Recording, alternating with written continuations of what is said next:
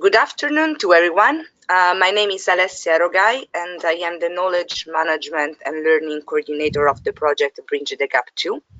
Bridge the Gap 2 is a project funded by the European Union and it's coordinated by FIAP, the International Ibero-American Foundation for Administration and Public Policies, in partnership with 3 European agencies for development cooperation, the Spanish, the Italian, and the Austrian, and 2 international NGOs, the European Disability Forum and the International Disability and Development Consortium. The initiative aims to contribute to the socio-economic inclusion, equality and non-discrimination of persons with disabilities through more inclusive and accountable institutions and policies. Today, it is the 7th session of a webinar-based training cycle organized by Bridge the Gap, which is exploring different cross-cutting issues taken into consideration by the project action. We started months ago with the session on the CRPD and its principle to go through inclusive project cycle management, inclusive communication, arriving today to talk about inclusive education. The webinars are conducted in English, French, and Spanish in separate sessions, and you can find all the previous sessions, the recordings, the transcription, and the learning materials on our website, on the Facebook and Twitter pages, and on our YouTube channel. You can find all these links here in the chat box in a while. As I said, this session today is a special one on inclusive education, addressing and removing barriers to access to education for persons with disabilities. The Article 24 of the UN Convention on the Rights of Persons with Disability instructs that countries must take steps to guarantee that persons with disability access inclusive education systems at all levels. In addition, the 2016 General Comment number 4 of the UN Committee on the Rights of Persons with Disability reinforced the content of the article by interpreting inclusive education as a fundamental human right of all learners and a means of realizing other human rights. At this session, we'll explore, in more recent times, the international human rights law and the internationally agreed development goals reflect a clear preference for inclusive education. The inclusion of persons with disability in education is crucial for a number of reasons. Countries cannot realize the 2030 Agenda and Sustainable Development Goals, notably Goal 4, without guaranteeing access to education for children with disabilities. Inclusive education endorses inclusive and open-minded society with benefits for students with and without disabilities, families of students with disability, and the larger community. Education contributes to personal well-being and its gateway to full participation in the society. And finally, not forgetting that states are legally obliged to include persons with disability in education under international human rights law, in particular the Article 24 of the Convention. So it means that from a legal point of view, the right to inclusive education is a fundamental human right. Well, I don't want to take more time to our speaker today because, as I said some minutes ago, it's a special session. We have not one but 2 special experts on inclusive education as announced during the last session. Sorry. Today with us we have the 2 coordinators of the IDDC task group on inclusive education, Julia McGeown and Tesni. Julia has been Global Inclusive Education Technical Advisor for Humanity and Inclusion since 2013, where together with a colleague, she oversees inclusive education projects in 13 countries worldwide. She's a co-chair of the Inclusive Education Task Group in the International Disability and Development Consortium and an active member of the Global Campaign for Education UK and has contributed to a number of different publications. Previously, she worked as a specialist pediatric speech and languages therapist in 2001, mostly in schools, for example, in mainstream schools, unit and research bases in the UK and New Zealand, and also worked in Nigeria and Uganda as a teacher, trainer, and lecturer for 3 years with voluntary service overseas. After gaining an MSc International Child Health from University College London with a focus on disability and development, she developed an interest in inclusive education and focuses on forging stronger links between education and rehabilitation in the inclusive education sector. Siân Tesni is CBM Senior Advisor for Education. Born in Wales, UK, she's a qualified teacher of learners who are deaf or hard of hearing since 1991. She has been involved in development work in low middle income countries involving amongst others policy development, guidelines, advocacy, capacity development and service provision related to ear and hearing care, audiology, education of learners who are deaf, hard of hearing or deaf-blind, and inclusive education generally. Siân, as I said, is a co-coordinator of the International Disability and Development Consortium Inclusive Task Group on Inclusive Education and contributor to many publications. Well, thank you very much. Thank you very much to dedicate your time today to this webinar. So I give you the floor in a while. Just a couple of suggestions. You have this webinar is live captioned, so you can find the link to follow the live captioning here in the chat box, and also in the handouts of your panel you can find concept note of this session and the presentation of our speakers today. So thank you very much, Julia and Siân. I give you the floor, and thanks again. Thank you. Thank you, Alicia, for that kind introduction. And my name is Siân. I'm Siân Tesni, who's on the panel here today. I will start the presentation by looking at, oh, for some reason okay, Alicia, the slide isn't going forward for me. Just try to click on the bottom to exactly do. I am clicking on the bottom. Yes, then restart the presentation and see. Restart the presentation? What do you it's moving? It's moving yeah, now? it's moving. Okay, perfect. Okay, oh, there we are, technology. What do we say? Yeah, so I will start the presentation by looking more at the CRPD and the Sustainable Development Goals and how it puts us in the context of inclusive education. And then Julia will take over and provide a more practical overview of how practically in the field barriers can be overcome. But before we started today, we just wanted to maybe put the presentation in its context in terms of key statistics related to the education of children with disabilities. And according to UNICEF's World Report of 2013, 1 in 20 children under 14 years of age have a moderate or severe disability. And the Education Commission report in 2016 gave us a startling figure of over 32 million school-aged children with disabilities in low and middle-income countries are out of school. However, when investment is made and there are opportunities for children with disabilities to attend school, an estimated approximate 25% return on investment can be made, and this is according to a study by ILO in 2013 in Nepal and the Philippines. A very recent research by Nidhi Singhal and Ricardo Sabates in Pakistan indicates that there are increased numbers of children with moderate to severe disabilities attending school, and these are making progress in terms of numeracy and literacy. But that despite these improvements, learning is still slower for children identified as having a range of moderate to severe difficulties. And despite overall increases in enrollment and learning gains in school, children with moderate, severe, or severe difficulties are less likely to benefit equally from these positive changes.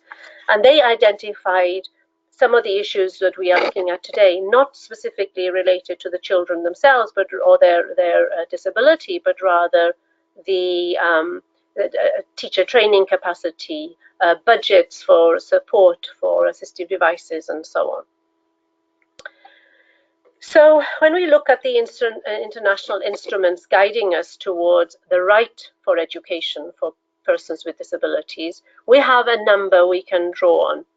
One being the International Covenant on Economic, Social and Cultural Rights, which recognizes the right of everyone to education, and that education shall be directed to the full development of the human personality and the sense of its dignity.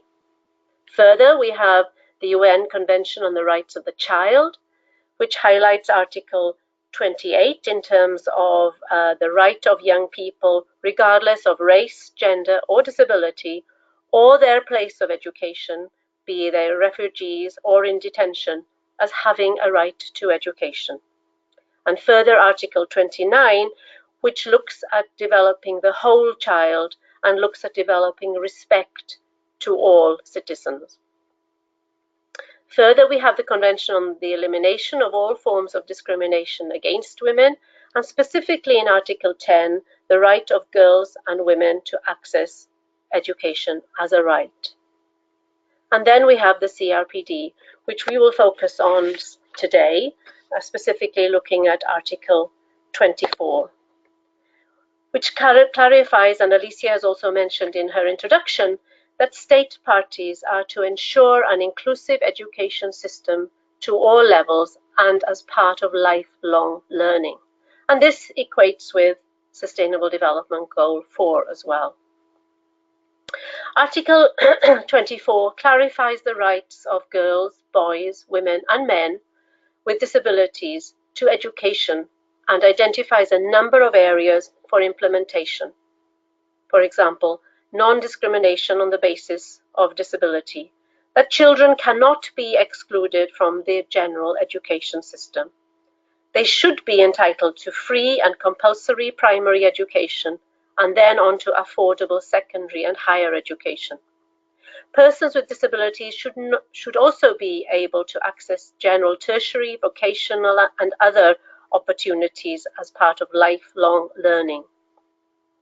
It looks in detail at accessibility, meaning that children with disabilities must be able to access quality and free primary education on an equal basis with others in their communities. Reasonable accommodations need to be in place in case they require appropriate adjustments to accommodate their needs so that they can access education on an equal basis with others. Individual support needs to be available to ensure that they maximize their opportunity to academic and social development. There should be, this could mean having sign language interpreters, it could be school curriculum or learning materials in alternative formats such as Braille, Easy Read, and so on, or personal assistance during school hours. And broadly, the development of skills for life and social development, looking at different forms of communication that are needed. These can include Braille, access to accessible computer software, augmentative and alternative modes of learning, communication, and mobility skills, peer support and mentoring, and bilingual environments to enable learning of sign language and the promotion of the linguistic identity of the deaf community. But we can't look at Article 24 unless we look at how it also relates to others. It relates to Article 3 in respect of non-discrimination, participation, equality of opportunity and accessibility, and gender equality. Article 6, rights of women and girls with disabilities. Article 8, raising awareness, combating stereotypes, prejudice and harmful practices. Article 11 on the protection of rights, including rights to education and humanitarian emergency. Article 25, the right to health. Article 31 on data and others, including those on accessibility and assistive devices. And as Alicia mentioned, then in 2016, the General Comment 4 to complement and give more detail to Article 24 was developed.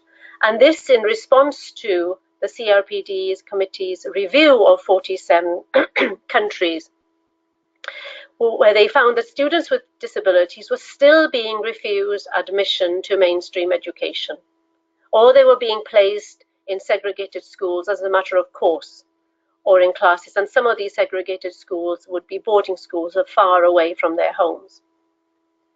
Particularly in rural areas, the quality and to inclusive education systems at all levels was a concern. Provision of accessibility and reasonable accommodations, particularly related to accessible transport and educational assistive technologies, were a concern.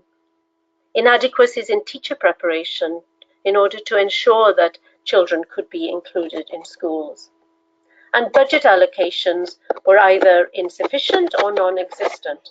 And this was also found in the IDDC Costing Equity research and report that we published a couple of years ago, which led to the call to action for disability inclusive education financing.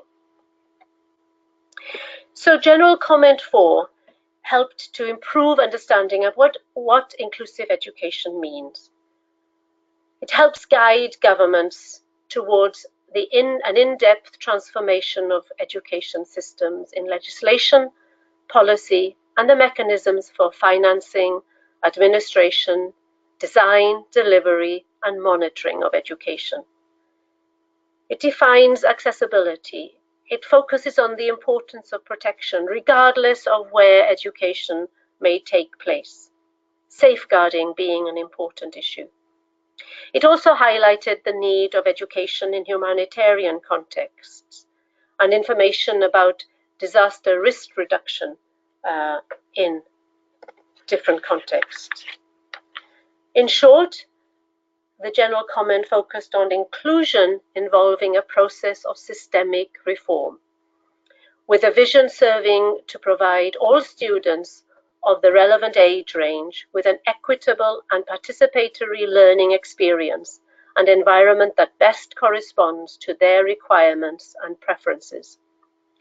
Placing students with disabilities within mainstream classes without accompanying structural changes to, for example, organization, curriculum, and teaching and learning strategies does not constitute inclusion.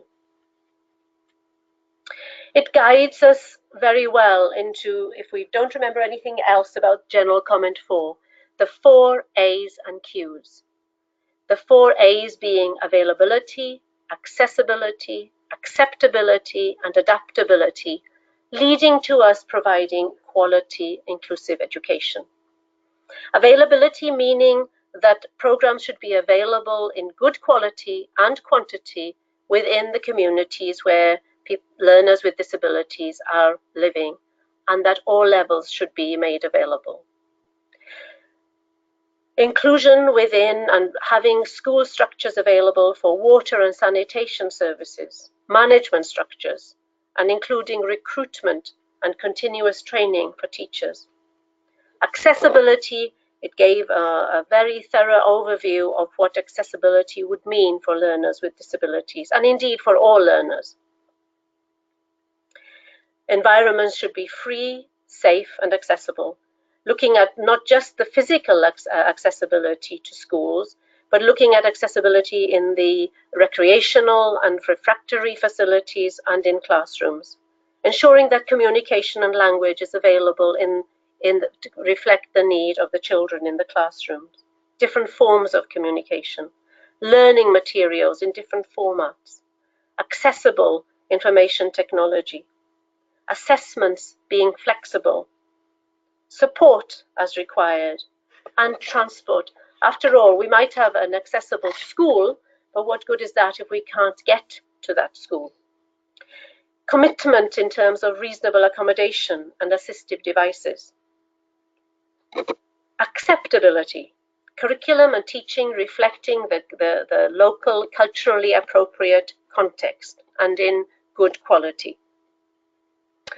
Adaptability, meaning that education is flexible and that it reflects the universal design for learning approach, which consists of a set of principles providing teachers and other staff with a structure to create curricula which is adaptable, learning environments which are adaptable, instructions to meet the diverse needs of all learners.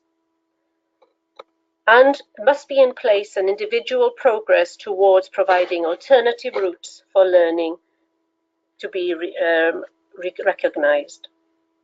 This leading to quality and therefore equity.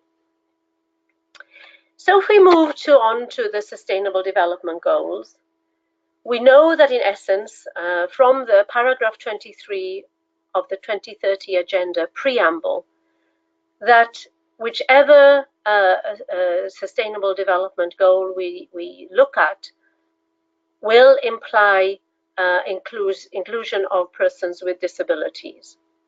The inclusive phrasing of many goals and targets also make them implicitly applicable for persons with disabilities, such as those referencing for all, or all women and men, or vulnerable groups. There are also specific references, as we see in Sustainable Development 4.5, where disability is mentioned in relation to gender equality and inclusion. But even without any such references, all goals and targets will be applicable to persons with disabilities by simple virtue of the universality which applies to all and the overarching principle of leave no one behind. I'm not going to discuss on my next slide very much, because even for those of you who can see very well, it's a very busy slide. But I wanted to draw your attention to the fact that this resource, which highlights the connection between the CRPD and the SDGs and the links that they make, is available following this website in a bigger format, in a poster format, and also in an accessible format. So how do the UN CRPDs and the SDGs relate?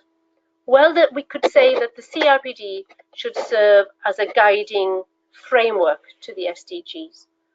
The CRPD articles are cross-cutting in nature and must always be applied for implementing all goals.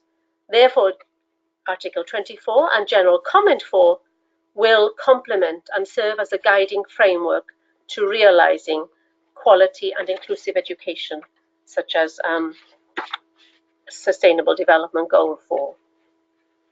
Looking specifically at Sustainable Development Goal 4, it's implicit in the goal that it is to provide equity and quality education for all people as part of lifelong learning.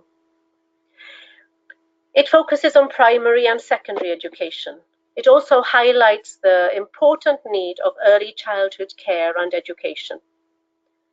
It looks across technical, vocational training, including university, skills for work, inequality, literacy and numeracy, sustainable development and global citizenship, education facilities and learning environments, how we make those inclusive, the provision of scholarships to support education, and ensures the focus on teacher and teacher preparation and ongoing training.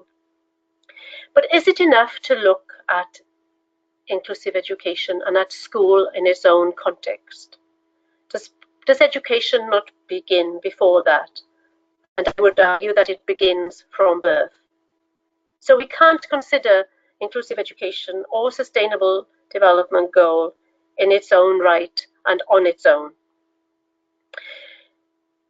What happens about the specialized schools that have been functioning for decades? What will happen to them in terms of this inclusive education approach? Well, many are already transforming themselves into becoming either inclusive education schools within themselves, or certainly as inclusive education support through providing resources to support the inclusive education within their area. And in so doing, they sometimes promote community awareness, or they assist in carrying out research and advocacy to their local district government and so on, and support with any specialized facilities. But it wouldn't be enough, as I said, to look at SDG 4 on its own. We need, indeed, education will look right across all the SDGs, but we also need to link with inclusive health services, as this forms a vital part of early identification and provides for preventative or healthcare needs and ensure that early intervention begins as soon as possible, reducing the impact of disability and increasing the opportunity for successful inclusion in school. In order to do this, we need to reach out for education for expectant mothers, education in terms of disability awareness for health workers, and so on. And where would any of us be without a focus on inclusive livelihood? I often speak with parents, and they will always say that what they want after education is that their child grows up to be independent in terms of work and in terms of their livelihood and living. Livelihood gives us a sense of self-worth, and importantly, it can give a step out of the poverty trap. And as part of my end of my session for now, until we come to questions, I just want to draw your attention to the IDDC Quality Inclusive Education poster emphasizing how the SDGs need to reflect an element of education in each one of them. There is a further poster which looks specifically at SDG 4, and I would encourage you to go to the IDDC website to look for that.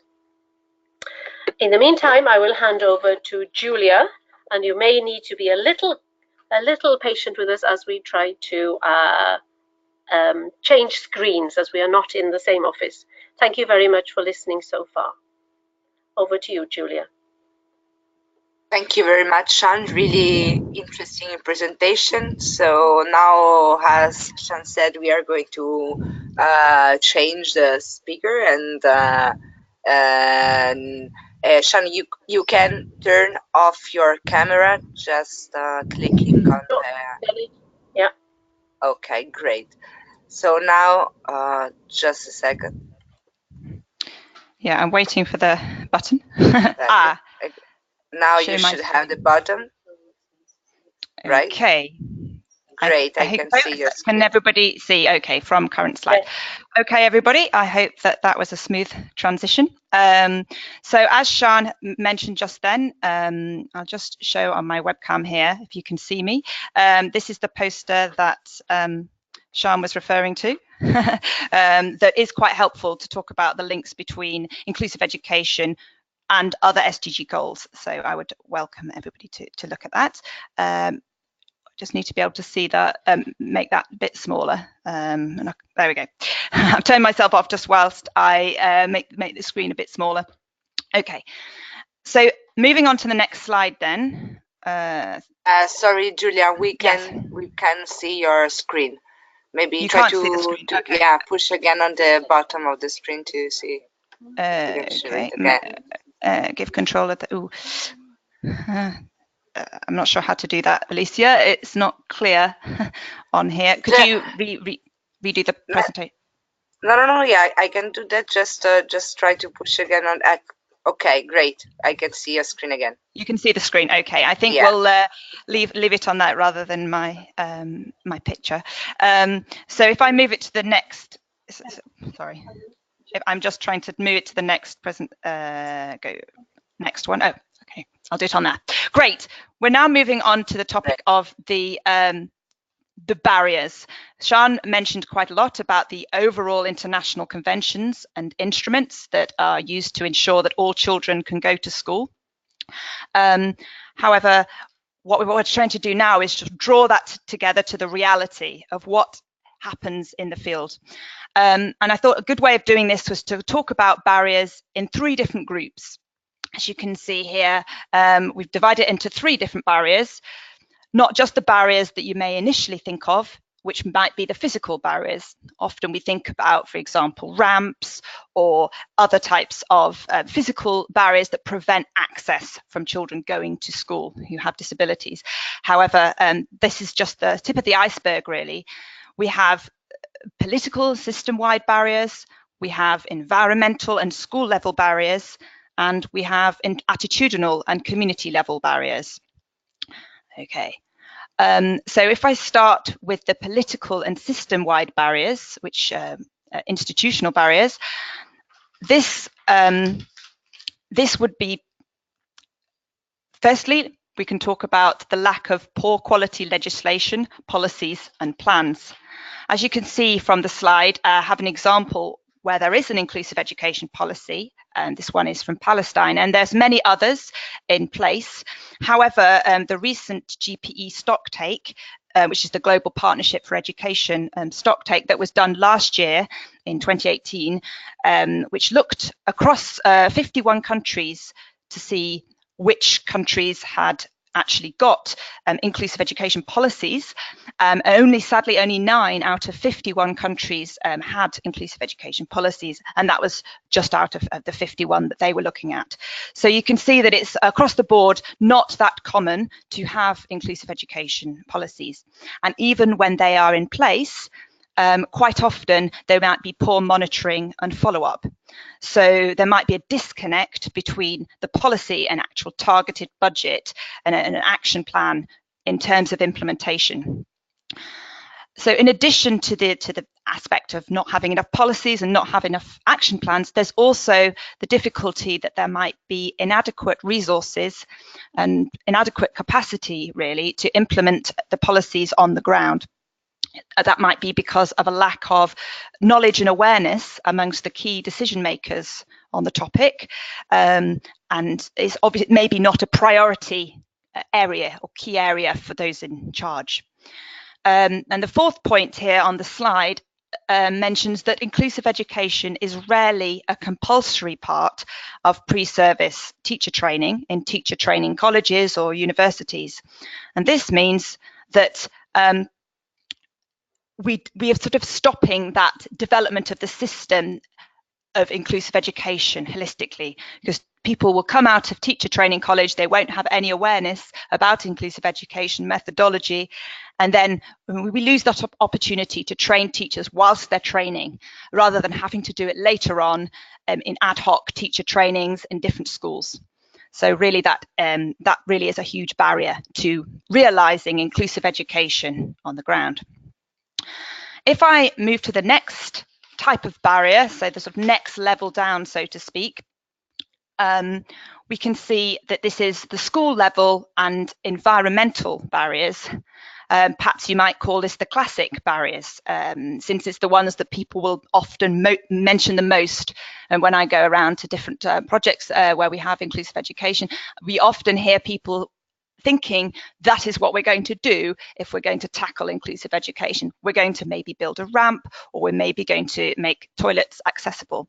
And as you can see from the picture, the top picture, which shows an inaccessible toilet, this is a crucial thing. Obviously, it's very important to make sure that school premises and classrooms are accessible, because it's a very common barrier for children with physical and sensory disabilities. For example, children who may need tactile markings, or they may need more colour contrast between the walls and the floor, for example, and other ways of making the environment more appropriate for children with visual impairments. These are very common barriers, because oftentimes these are not in place. And as Siân previously mentioned, it's not just about the school premises itself. The roads to and from school and the paths are often inaccessible. They could be too far, they could be unsafe, as well as not being very accessible. And that is another barrier that's very common in many of the countries across the world, really. Then the third point is on the other side, perhaps, of the discussion.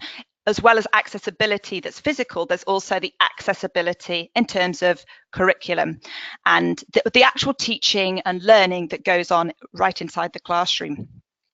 And this is sort of going to the core of what the general comment 4 is talking about, that Siân mentioned. This general comment was really trying to drive the change in terms of how teachers can be teaching in an inclusive setting to enable all learners to be able to learn according to their own needs.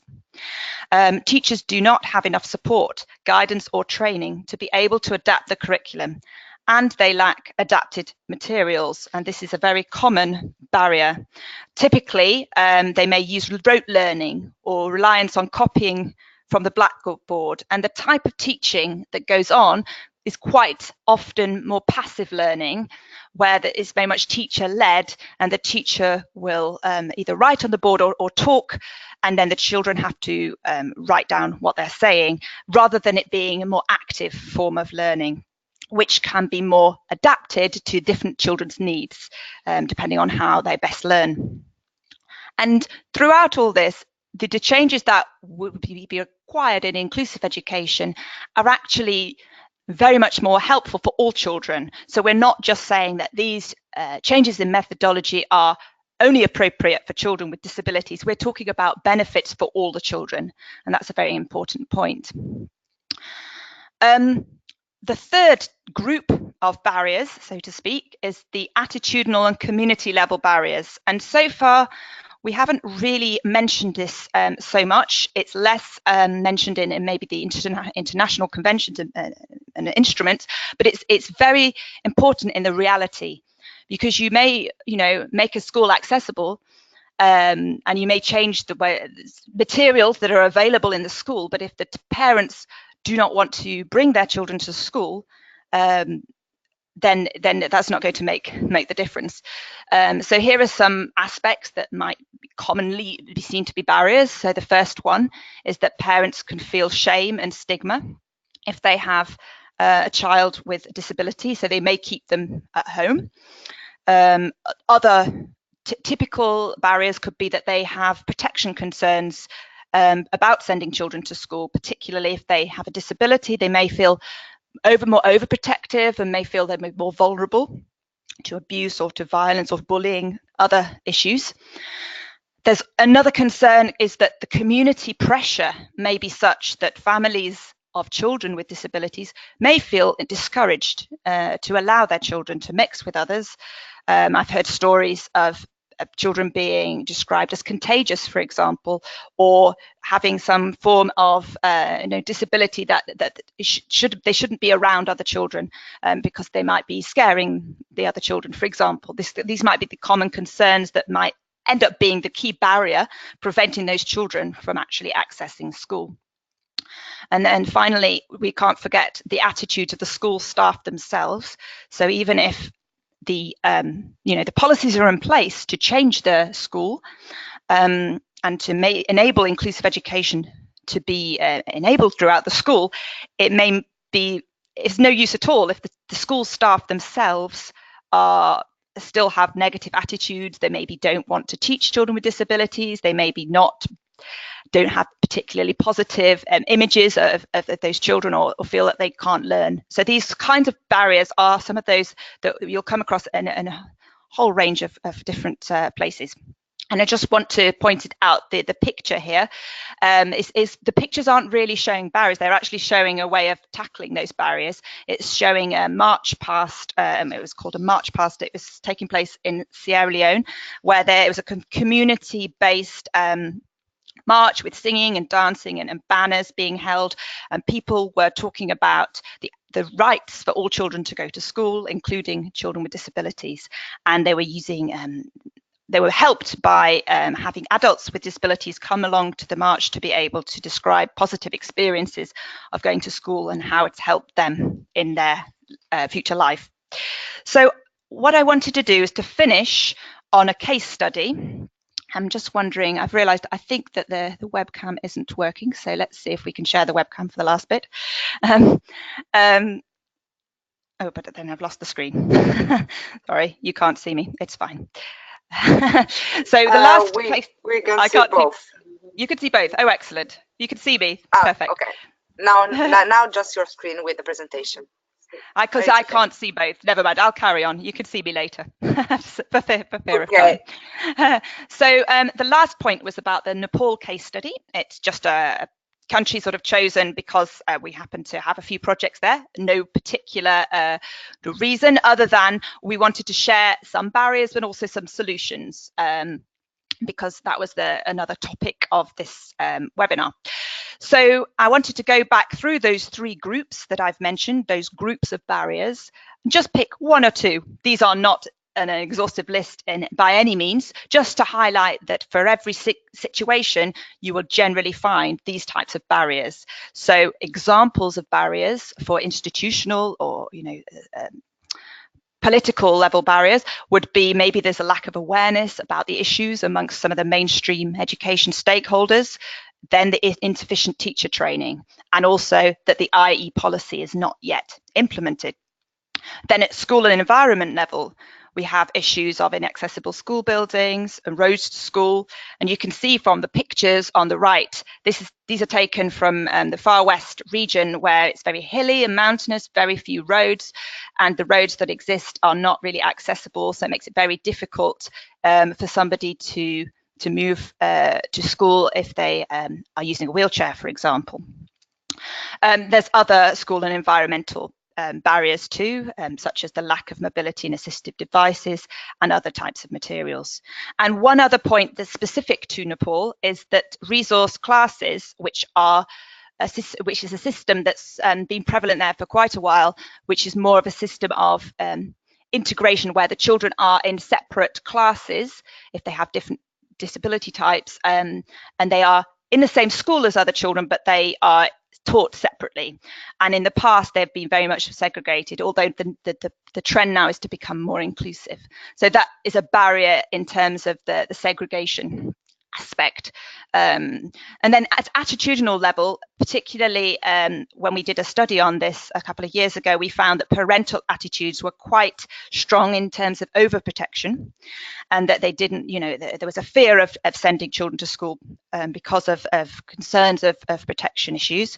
And also teachers really believed that they could not teach children with disabilities in mainstream schools, perhaps because of the tendency to have segregated settings in the past. So those are some of the barriers. And then if we move now to the solutions, we have a number of different solutions. Many of these are in link with some of the strategies given within the UNCRPD that we mentioned earlier, and the general comment 4.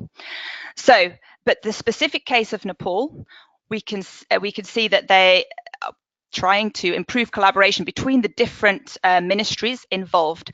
And something that Siân mentioned earlier in terms of the SDGs trying to focus on different aspects, not just education, also health, also livelihoods. In the same way, ministries need to talk to each other. So Ministry of Health, Ministry of Women, Children and Social Welfare, they often have their own separate budgets that might be applicable to supporting children with disabilities in attending school, and that there needs to be collaboration amongst these groups. Similarly, there needs to be collective support from civil society to enable the ministries to be able to translate policies into practice. Examples here at the moment, I was there recently and we were discussing developing their master plan on inclusive education, implementation of the recent policy, these types of issues, training, human resources, scaling up IE training. So there's a real feeling of if everybody works together and brings together all the different parts that have been created by different NGOs and different organizations, this can really help to move forwards with the systematic change that we need to enable inclusive education to really take off. So that is some sort of high-level solutions, so to speak. There's also a need to support both the Ministry of Education, Science and Technology and the new Centre for Education and Human Resource Development to focus on inclusion. This is a point about different branches of the same ministry talking to each other and ensuring inclusion is embedded throughout. Separate issues are also the need to scale up screening activities in schools with clear follow-up and referral systems. Again, this is a bit linked to Siân's point about inclusive health and the need to collaborate. And also the need to provide disability identity cards which enable families to access additional financial support. I'm going a bit faster through this because I want to get to the practical poster at the end. So the additional solutions in terms of Nepal are really at the level of what's being taught at the school. So this first point here, I think, is a good description of what the General Comment 4 is saying. Nepal wants a holistic, inclusive education system where schools are renovated to be more accessible, trained teachers are able to develop inclusive classrooms and really bring in that inclusive teaching methodology, and also additional support staff are brought in. They may be volunteers, they may be additional staff to support with sign language, as Siân was mentioning, those type of additional HR, and that's prevalent in their policy. And then finally, we can't forget about community awareness raising and mobilization through the strong DPO movement. And there is a very strong DPO movement in Nepal. The National Federation for the Disabled is the big umbrella organization, and they themselves have a campaign about inclusive education at the moment. So that also helps galvanize this and bring the issue to the fore. And the final point is about the curriculum for ECD classes being more inclusive. ECD means early childhood development, and they have specific classes in Nepal for those younger children, but initially they weren't particularly inclusive, and now there's a drive to make those inclusive too. So those are some specific solutions from the context of Nepal. And my final slide is one to show a practical solution. I realize you won't be able to read the blue boxes. Really, this slide is just to show in a visual way what we actually mean by an inclusive classroom. So I'll just pick out a few of the key points. But you can also access this. We'll put this on the resource list so you can print out a PDF if you would like. There's also a French version of this as well. But I wanted to just highlight a couple of points. There are some accessibility features in the ideal inclusive classroom. You can see a ramp and some larger windows to bring in light to enable people who may have some visual impairments to be helped by a lighter classroom. But most of the features are to do with inclusive education and inclusive learning environment, where you can see group learning taking place, concrete teaching and learning materials. Then you can see buddy systems with children supporting each other. You can see the lower blackboard so that somebody who is using a wheelchair is able to reach the blackboard. There's also some visual supports around. You can see a visual timetable and other visual supports on the desks. There's some assistive devices, and somebody's using a communication board with a head pointer. Somebody else is using Braille, and there's a sign language interpreter supporting a young boy using sign language in the main classroom. And the other interesting feature is the resource room. The resource room is the small room on the left, which you can see. And this may not be right next door to the classroom, but it is on this poster. But really, this kind of place is ideal for small group teaching, maybe for catch-up classes, or more relaxing environment if children need sort of time out to be able to relax and just get away from the main classroom for a short while. There's also a space to create low-cost teaching and learning materials. You can see parents also being involved in that, making beads and counters and different materials that could be used in the classroom. So that's the idea of bringing the community also in, getting them involved in inclusive education. And I think that is the end of that section. So I'll ask for any questions. That's both to myself or Siân. I'll hand over to Alicia and try and work out how to share my webcam. So, well, thank you very much, Julia and Siân, for this really interesting presentation. So now we can start with some question. I'm pretty sure that the audience will have some question for you.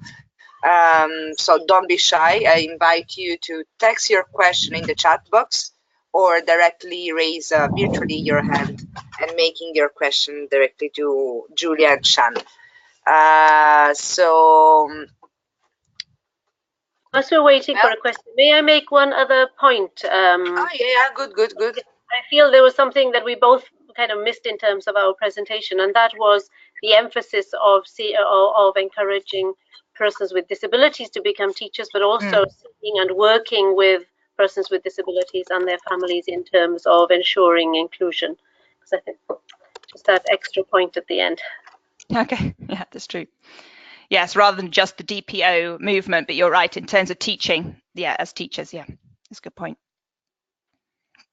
So, well, if waiting just some question, honestly, from the audience, honestly, I would like to make a reflection. Maybe I have some question. We also work as Bridging the Gap in Ecuador on inclusive education. So for us, it's really important. And the topic that you put in place today, the arguments are really interesting for everybody and for Bridging the Gap in the case of Ecuador. So, well, the right to an inclusive education for persons with disability, we said that this is fundamental human rights. As you, Siân, mentioned at the beginning, several international instruments express indeed the link between the right to education and the needs of persons with disability. We have the convention and the 2030 agenda for sustainable development. They offer, I think, an exceptional opportunity to build more inclusive and fair society. The convention, above all, I think it's a unique tool at the moment that really calls explicitly for inclusive and quality education.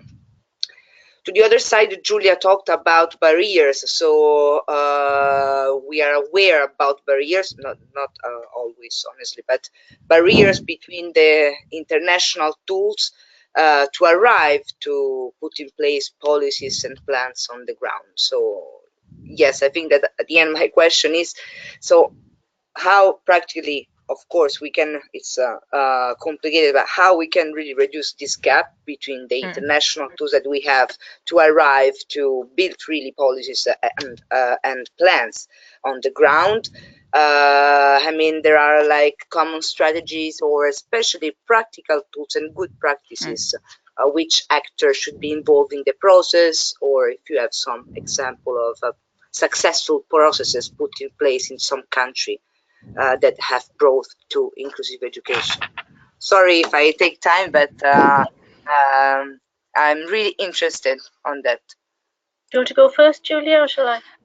I'll say something short and then I'll pass to you because I can't think of an example of a particular place just off the top of my head. But what I was going to say is that the general comment 4 that Siân mentioned, I think that's been a bit of a turning point in terms of a practical tool. I agree that often the sort of broader frameworks can sometimes be a little bit, if we're using a sort of visual, up here and actually not getting down to what needs to change on the ground. And they may be a bit general and too legalistic, but the actual general comment 4 is really quite helpful in terms of practical suggestions. For example, I know that I've used that on occasions of trying to convince ministries in different countries to do inclusive education rather than special needs education, so separate special schools, by showing them the examples, how it's set out on general comment 4. It will talk about what is the inclusive approach, what needs to go, what is an inclusive individual education plan. It goes into detail about some of the supports that need to happen in order to realise the UNCRPD. Article 24, which it previously didn't. And I think if you go to a meeting, to try and convince people in ministries about how to actually develop their policies, if you go hand in hand with the comment 4, it's a more useful tool to help then translate that into their action plans, because it does come up with some tangible suggestions. So I found that a particularly useful one. I can think of a few different countries actually where that's at least helped to go into the IE policy as it's being developed. One example was Liberia. We were using that. I think we were using it recently in I think even during Nepal, actually, when they were developing the IE policy, we used some language from that to try and convince people that was what they needed to do because they'd signed the UNCRPD article. So yeah, that would be my first comment. Over to Siân. I think to put it on a more practical level, because I agree with Julia, General Comment 4 is a very good guideline that we have now. But I can also quote some experiences in countries, before General Comment 4 was written. For example, one in Nicaragua, very close to Ecuador there, the focus was on very much working from the community and developing community engagement as a cross-departmental focus. So working with communities to raise awareness about inclusive education and the right of children to attend their community school. Working on developing the early childhood development education, which was endorsed by the Ministry of Education and has now become a country-wide program.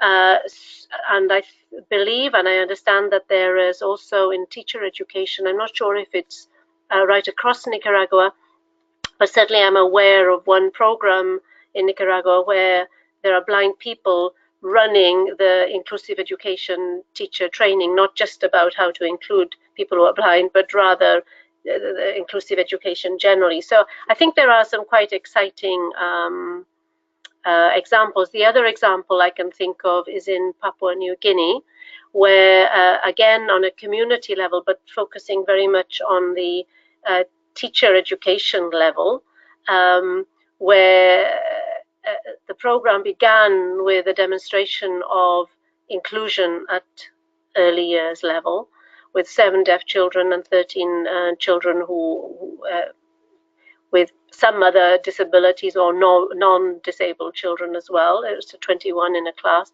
to show how through using sign language as well as oral communication, children without hearing impairments were able to communicate and learn a very sufficient level of signing even before going on to primary school. But this was then developed as a demonstration for the teacher training institution. This, I mean, I won't go into all the detail, I think it's quite well documented, but this then formed part of the policy on education for Papua New Guinea, and part of that policy was to endorse that inclusive education should be a part of each and every pre-service teacher education. It's not to say that there are no issues, and certainly that program has now developed, I think, around 20 resource centers, which are run under the auspices of the Ministry of Education. So it started outside as a demonstration, but has become part of. So the NGO, if you like, and the government are working hand in hand in order to create a sort of nationwide inclusive education approach. So I think there are some exciting countrywide examples, and I'm sure other people listening today will have some to share of their own. I hope that helps to answer your query, Alicia. Yes, thank you very much for your answer, you both.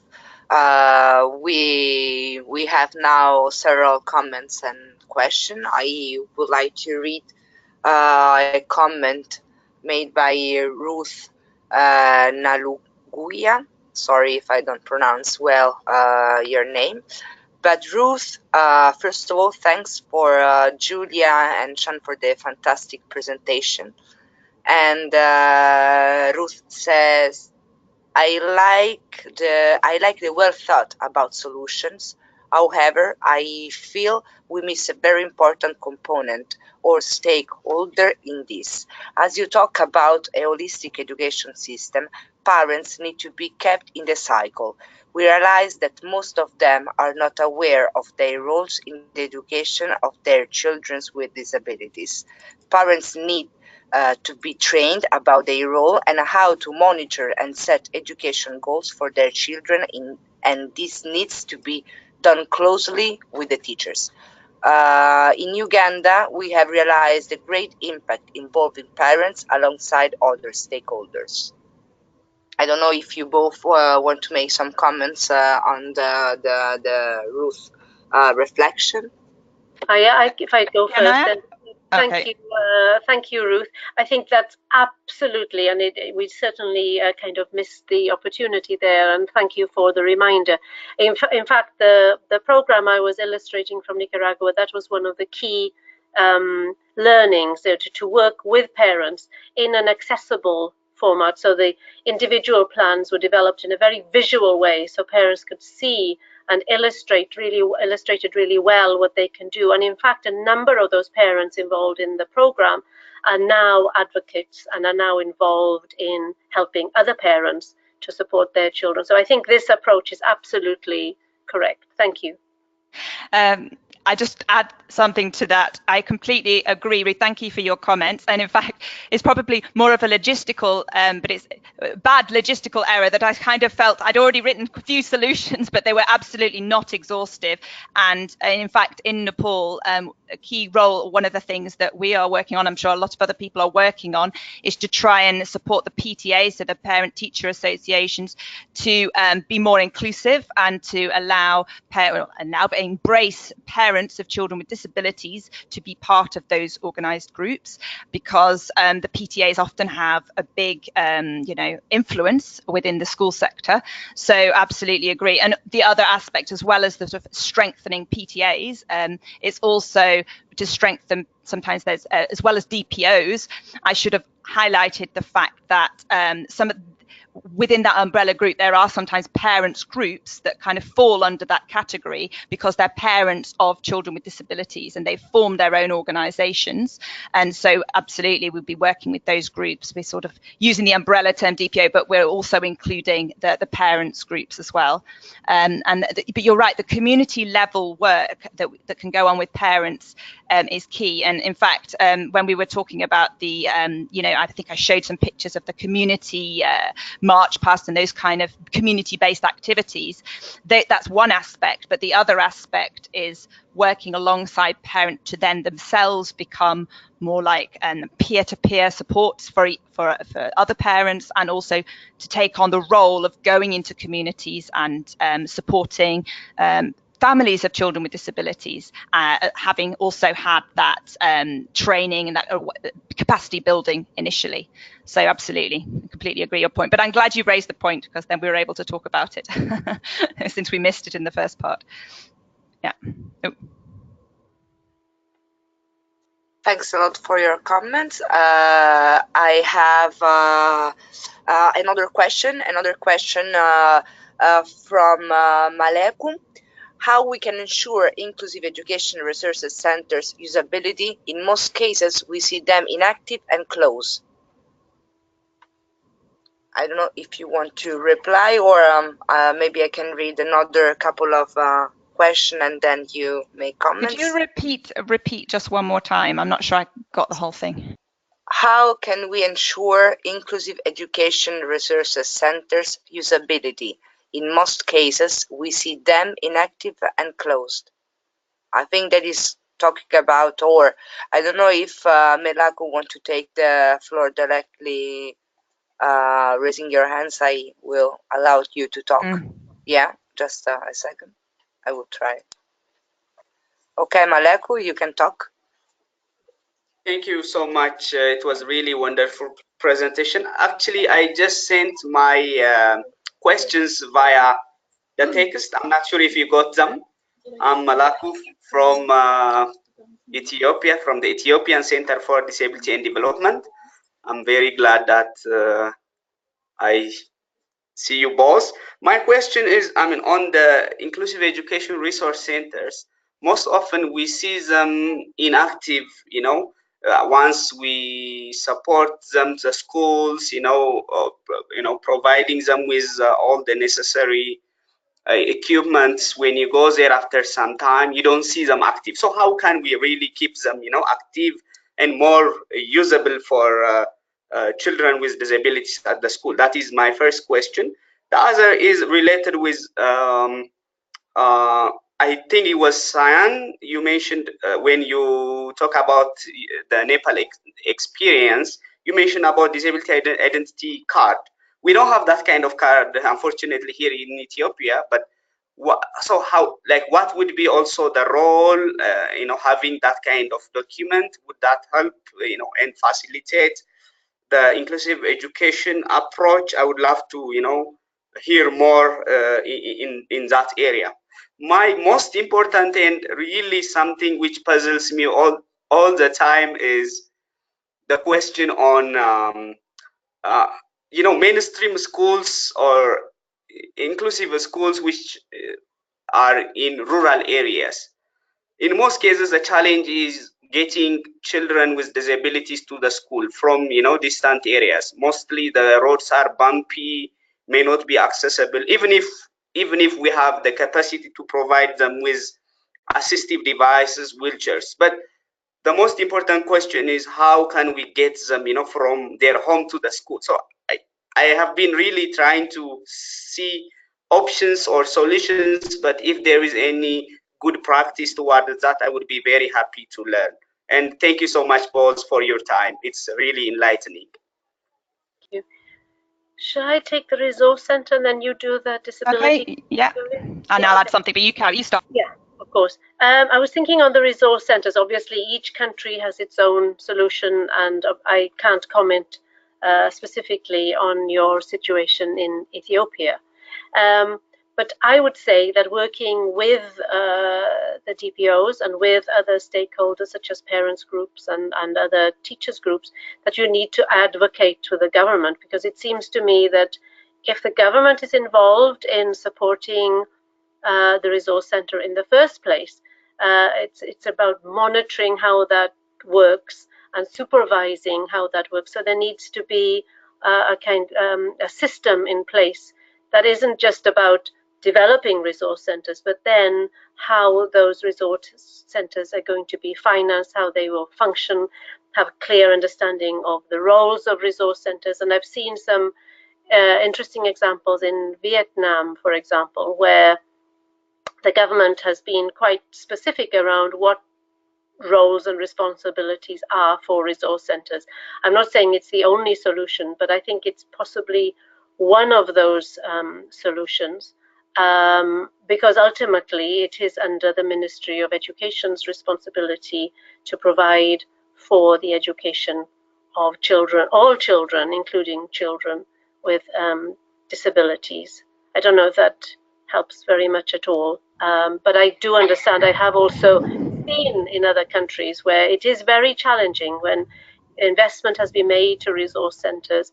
I know in Papua New Guinea that one of the solutions was that all the staff in the resource center were their salaries and their roles and responsibilities, their contract was under or is under the Ministry of Education, and because that has its own supervisory practice, obviously there is some responsibility from the schools and from the centers themselves to continue the function. I think that's it for me on resource centers. Over to you, Julia. Okay, I will continue on if that's okay, and then you can come back afterwards. But yeah, on the issue of Ethiopia and resource centers, we actually do have a project in Ethiopia, so I'm not sure.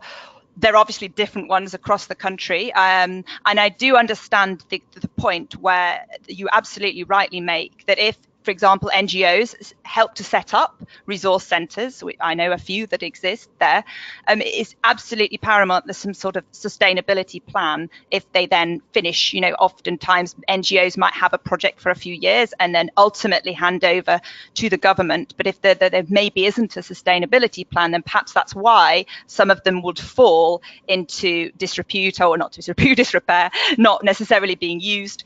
So that's one reason. But however, if they're working hand in hand as the resource centre has been developed, as Siân mentioned, with the government, then, and the other key thing is the training. The other thing I've seen, I think I even could have been in Ethiopia, where there was a sustainability plan in it, but there wasn't enough training perhaps for all the teachers to be able to use some of the equipment. I think sometimes people can be really interested in technology, high levels of technology in resource centres. I would recommend sticking to low-tech solutions, especially in terms of sustainability outcomes, you might find you've got a raft of new computers with different software that's available that maybe not everybody is able to use, or it might need a lot more maintenance. Whereas if you had more examples, like you could get many more braille slates and styluses and other types of more low-tech resources that might then be easier to be still being used after the project ends without as much training. So I think it's an aspect of training and ongoing maintenance, and if that's, you know, in the plan, in the sustainability plan. And I think that there's there's a sort of blessing in disguise, really, or a mixed blessing, let's say, with using overuse of technology if it can't be maintained. That's on the resource centres. In terms of, you mentioned the disability card. Now, all I know is that exists, but I mentioned it just to sort of highlight the holistic approach to inclusive education and all the different aspects of what is needed to allow a child, to enable a child with disability to attend school.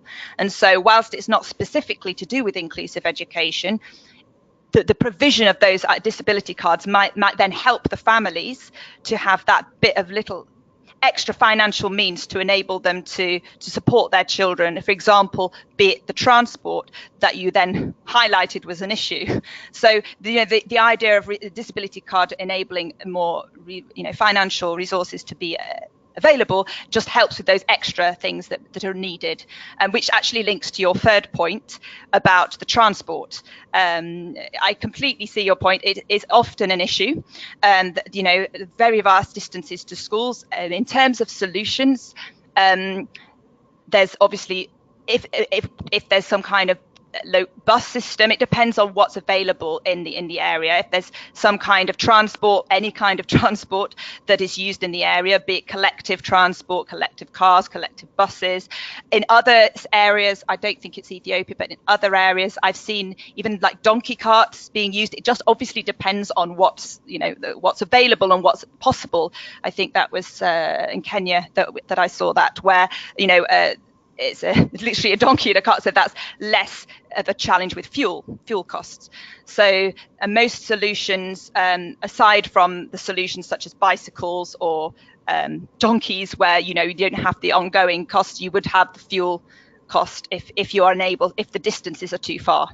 But it's something that very much depends on the context, and the other aspect that we've looked at, it's less to do with the distance, but it's more to do with the protection, the safety angle, and in terms of the guidance angle, there's the system of the walking taxi systems that are in place in some countries and some settings. I know that those that exist are where people get together on a rota, and they adults decide who's going to be in charge of the walking taxi, which basically means that an adult or a group of adults will go and collect up different children and support them to go to school as a group, which enables, and the adult in charge would vary. So it's not the same burden every day. That same adult has to walk 2 miles, which obviously is difficult time-wise if they have jobs, etc. So this would enable children who maybe need escorting to school, they may need guidance because of visual impairment or mobility difficulty. So that's a sort of low cost or no cost solution.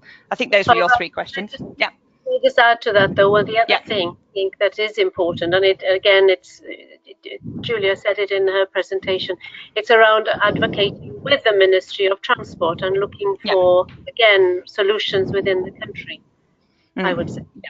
Yes, exactly that, yeah. So you've got the basic level solution, but at the same time, it really isn't acceptable that there's no transport for people to get to school. So, we shouldn't accept the status quo, and that there has to be a way around that, in terms of provision. Thank you very much. We have another question in the chat box. I also continue to invite our participants to raise the hand and take directly the floor and talk with our speakers. In the meantime, I have another question from Isabel. She's asked some suggestions on how special schools can work with mainstream school to move towards a more inclusive system. Do you have some example to share from your experience? Thanks a lot, Isabel. Can I start, Siân? Yeah, fine. Yeah, I'll go first this time. Give you some thinking time.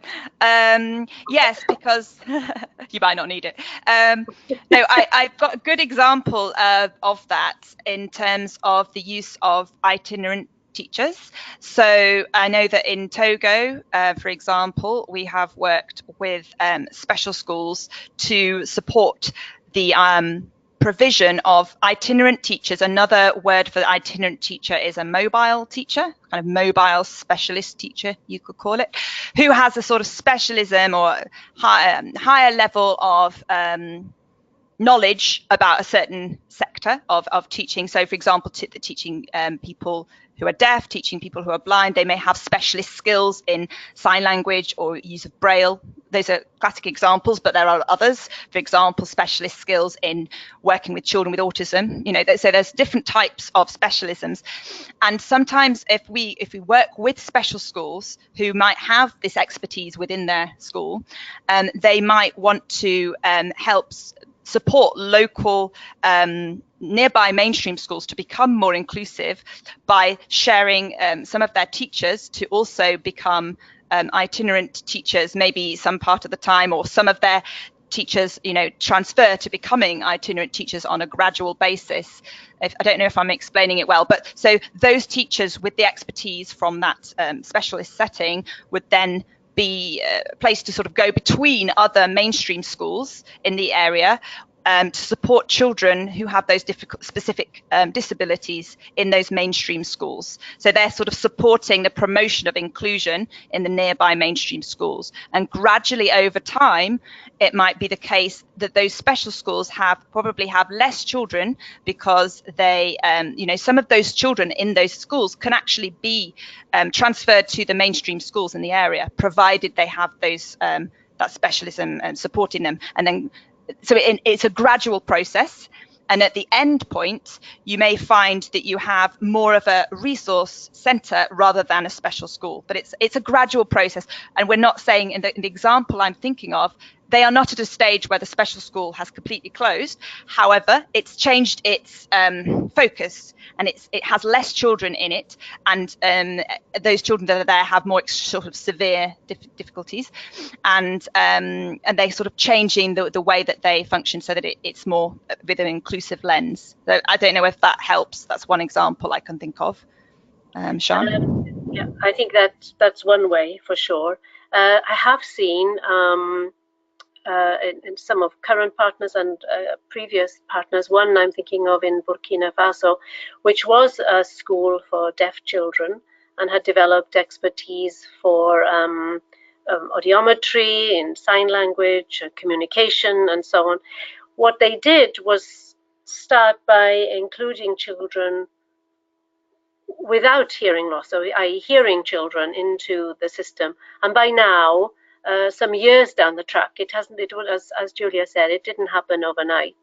They still have the expertise in terms of assessing hearing loss. So they have a very, very good audiology and audiometry department still. They still have expertise in sign language, but what they have now is right from preschool level, there is a sort of a bilingual communication approach throughout the whole school.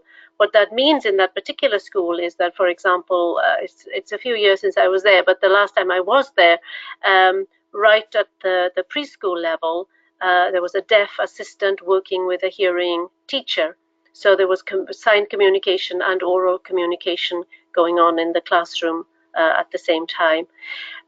Then throughout the school, in each class, there would be a number of deaf children, having been a specialist school for deaf children. Therefore, they had educational interpreters in each of the classrooms. There was specialist provision to provide reinforcement support over and above what was supported in the classroom. For children who are late coming to school, so they may be 7, 8, 9, 10, there are what you call, I've forgotten the name, but there would be special classes for those children taught by either a deaf or hearing teacher, and the children would spend the first 1 year or 2 years in that class in order to build their communication skills, in order to build their language skills, so that they could be included in the mainstream in due course. So the goal is also always to be inclusive education. So that's one example where the special school is completely turned around and has a resource, as Julia said, is a specialized resource, i.e. related to deaf children, to communication, and they are recognized as a school which assists in other schools in other parts of the country to support on hearing audiometry, in terms of audiology, provision of hearing aids, and sign language communication. But in other places, I've seen that the special school, again, gradually may develop, for example, an inclusive or a specialized early years provision, and with the focus that they will go into the local community schools after some time, or they will have resources for assessment, for teacher training. Maybe I've seen it also where they will towards what they call accelerated learning programs at a later stage, so that students who've never been to school or dropped out from school and have accelerated learning and then go into mainstream or not, or livelihood. So it varies. I think, and in India, I've many examples of that.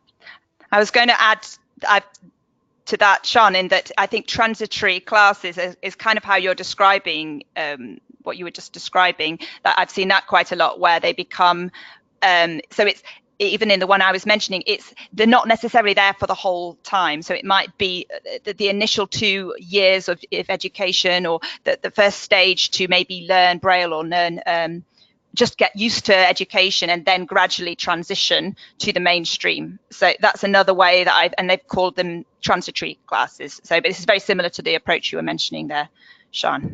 Yeah, I think for a lot of children who are blinded, they are temporary. They go for 6 months or a year or so, and then they are fully included in mainstream. So it depends on the disability, and it depends on the situation. But it is a gradual approach. Yeah. Hope that helps. Thank you. Thank you very much, you both. I think that, well, it's 5 to 4, unfortunately, yet. So we have time just for a last question. The question is from Florence.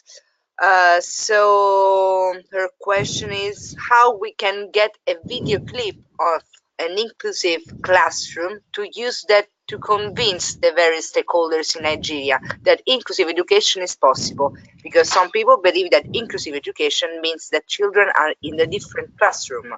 And I think that it's really interesting, this this question. In a general way, we can say that Florence is asking for suggestions on awareness building tools. I think how really to support it. Okay. Can I just check your question? Did you say bigger clip? I wasn't sure I got you. I didn't get yes, it. Florence, I think she was really specific, but I think that the meaning is just suggesting on how really building awareness, and some tools to build awareness. Right? Because resources. Yeah, exactly. Some resources on how to show that is inclusive education. It's real. It's possible. Can I start, Siân, or do you want to? Yeah, I was just thinking in terms of the poster, if you were thinking about that one, because that's quite a visual one. Yeah, that was used as part of a report that we did at GCE a few years ago, but it is available. We can put it on the resource list, so that's something you can print out, and that's a useful resource. It's got the copyright on it, I think, and there's a French version, should you need it. So we'll make sure that goes on the pack that Alicia, I think you compile. In terms of other resources, I would suggest ENET has a great resource library. ENET, I don't know if you know it, it's the Enabling Education Network. If you Google ENET, you'll no doubt come across it. It's very useful for resources on inclusive education, and they have a really good library there of the good inclusive education videos. And I think videos is one of the best methods to convince people who are otherwise unconvinced about the benefits of inclusive education. Obviously, there's resources that we can share in terms of those big, reports and documents, but I think you're thinking of short, sharp, easy to watch, easily digestible resources. So yeah, I would go there for the videos. And then also we have I should mention our IDDC website, shouldn't I, Sean?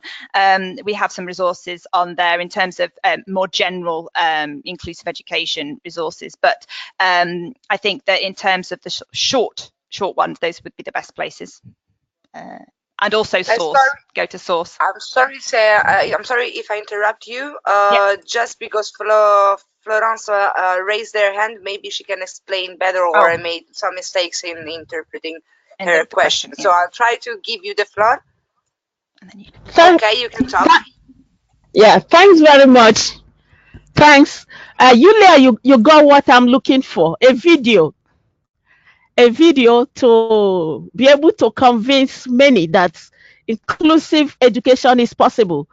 Yeah. You find out in Nigeria, especially the special teachers, they don't want to hear about inclusive, as if they are very protective of the children. They don't want them to mix up. And as you have all shared, the parents sometimes also, they don't want their children to mix up with children with disabilities, as if they are going to get contaminated or infected, something like that.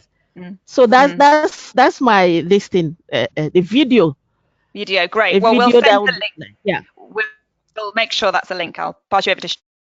No, I think then perfectly, if it's a video you're after, you can look at these what they call training videos. There are 10 of them on ENET, which would be, you can choose the one that's perfect for you and your situation.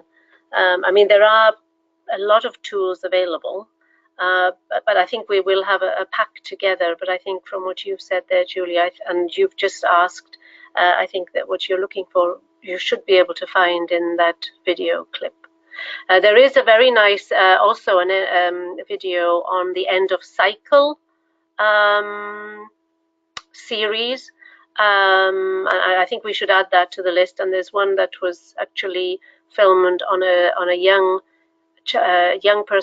woman from Nicaragua, and saw how she was delayed in going to school because there was some concerns around, how would she fit in and so on and so forth. She had a visual impairment, and it's a story of her and how she and how her parents are delighted with how inclusive education has worked for her. So I think I can add that also, that link to that resource. And I'm thinking if we find one of Nigeria, we could do that. And if we have also, I was thinking I have a good one from Ethiopia. So the gentleman who was asking earlier, we can maybe add that one since it's relevant. It talks about the resource centres and how they can be used. So that might be relevant to you as well. But yeah, we can add some. I agree that's the best way to convince people. Thank you. Thank you both. Unfortunately, we are right at the end of this session. I have still some questions that we don't have time, unfortunately, to answer. But I will take notes, and I invite you to write to our email and just send your questions, and we will give you soon an answer. We will try to give you an answer. So thank you very much, Siân and Julia. This session, as I said, was really interesting. This hour really was super fast. Yeah. So I leave you, also the participants and you both. But before, I have just a couple of things to say, especially to our participants. As you know, the webinar issues a certificate of attendance with only to those who will attend at least 75% of the webinars and respond to the satisfaction survey. I know that we had a problem with the satisfaction surveys last time. I think we fixed it. So the one that we share after this session will work. No worry if you didn't. The past one we'll consider it, and we'll take in consideration this technical problem. So you will receive the survey together with the webinar recordings and the learning materials and the follow-up emails at the end of this session. The next session will take place Wednesday, 25 March at 2:30 p.m. Brussels time, and it will be about universal access to employment. I really recommend you to not miss this session also, because also the access to employment is a really important and practical topic to discuss. So take notes on your agendas, also because we have another important international expert. I'm talking about Stefan Trommer from the International Labour Organization. So thanks again to participants, to our speakers today, Julie and Sean. Thank you very much. Continue to follow us and our activities on our communication channels. So thanks again. Have a nice afternoon. Bye. Bye. Thank you. Thank you. Goodbye, everyone. Bye, Thank everyone. you for joining. Bye. Bye-bye. Bye-bye. Yeah, bye.